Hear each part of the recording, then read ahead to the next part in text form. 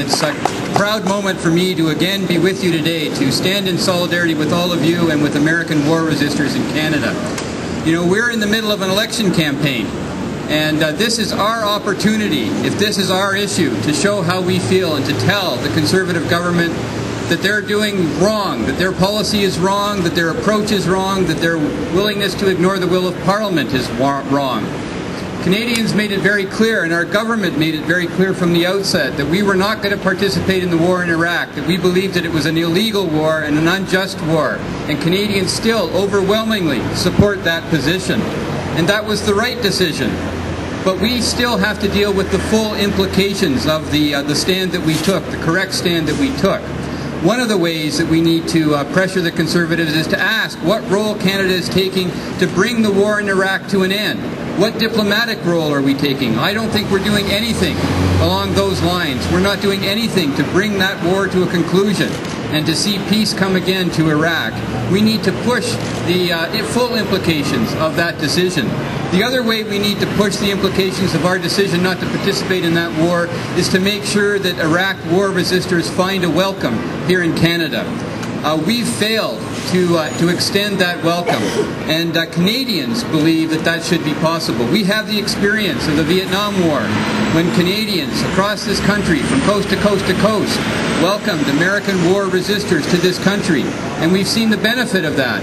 Not only did Canada take a strong stand and make sure that people knew of our strong stand against the war in Vietnam, we benefited as a country by the skills and the commitment of those courageous people who took that stand against their own military and their own government. We need to make sure that that kind of program exists again in Canada, and that the people who've come here and have courageously taken on their own government and their own military because of what they've witnessed in Iraq and because of what they know to be happening in Iraq receive that kind of welcome again in this country. Sarah pointed out that Jack Layton and the New Democrats have strongly supported the campaign from the beginning. We worked hard in Parliament to get this issue on the agenda, and we didn't give up. We had a few setbacks, but we kept pressuring and putting it forward. Olivia Chow, the MP for Trinity Spadina in Toronto, has also been very key to this whole process of keeping this issue before Parliament. We finally got an expression of support through the Standing Committee, the House of Commons Standing Committee on Citizenship and Immigration, for a special program to allow American war resistors to remain in Canada, and also a call for a halt to any removal action, any deportation action against war resistors who are already in Canada. Once that report got through committee, we managed, Olivia and I, to get it on the agenda of the House of Commons and debate it in the House of Commons, and on June the 3rd it came to a vote.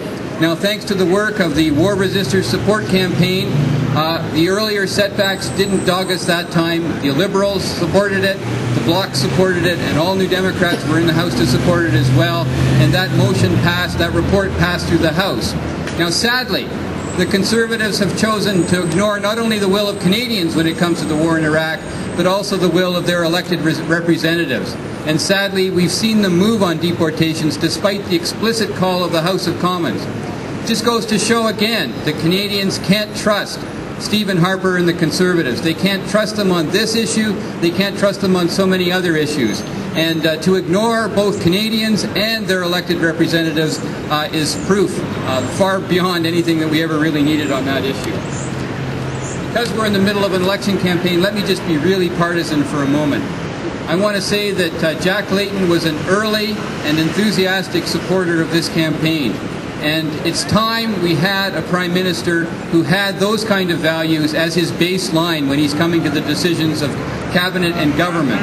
I think it's time for that kind of change in Canada. I think Jack Layton is the kind of leader who will bring that kind of change to our country. Let's not forget that the other parties have had to be dragged kicking and screaming on this issue, and a lot of hard work had to go in to getting them to support this campaign. Let's not forget that Liberals, when they were in government, were the people who refused to allow the question of the legality of the war in Iraq to be part of the refugee hearings of the war resistors. They also refused to have a special program for war resistors at that time. So when they had their chance in government, they ended up failing miserably as well. We don't trust the Conservatives. The Liberals have failed in the past. I think that makes the choice clear. Not usually that partisan at this kind of a rally, but we're in the middle of that kind of period. So I hope that we get your support. I hope we see that kind of change. And I want to say that Jeremy Heisman, the other war resistors who are with us, should be allowed to remain in Canada. Canadians want that. We know that they're people of conscience, people of commitment. They're the kind of people we want in this country. Let's make sure that they are able to stay in Canada, and let's say clearly that the war in Iraq is wrong. Thank you very much.